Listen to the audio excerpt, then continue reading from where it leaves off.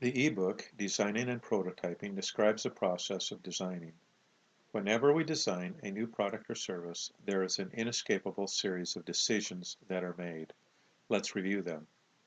The first decision is what job we are hiring our product or service to do and the requirements surrounding it.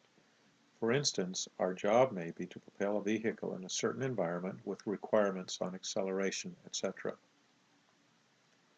The next decision is what physical phenomenon will be used to deliver this function.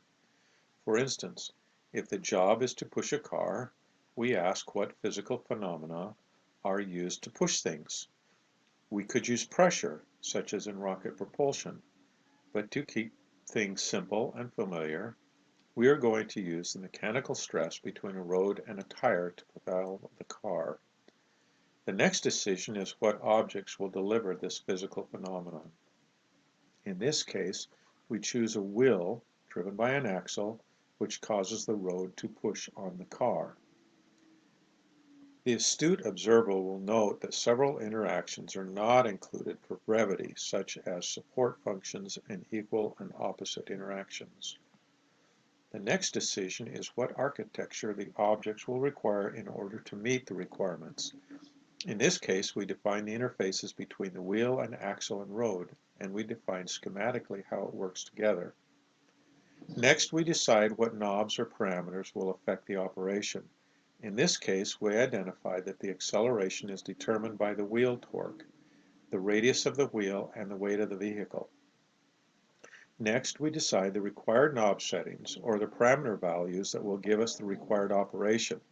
In this case, we determine the torque and the radius for a given vehicle weight to accelerate the vehicle the required amount. Finally, we decide the distribution in time, space, etc. of the knob settings. This is where we effectively resolve conflicts between the various requirements for the vehicle.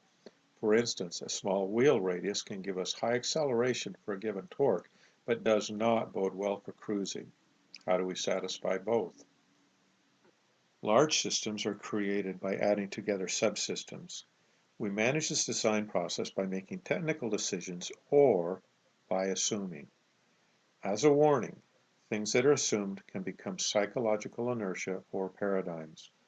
For instance, if the acceleration requirement of achieving 100 kilometers per hour in 10 seconds changes to 0.5 seconds, the built-in bias of using wheels to propel a vehicle will likely cause great difficulties.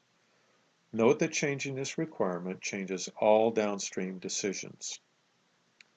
If the architecture changes from rubber tires on asphalt to metallic wheels on metallic rails, everything downstream of the architecture changes. We often begin a design process with built-in biases. The phenomenon and objects that we assume or choose will determine the majority of the costs.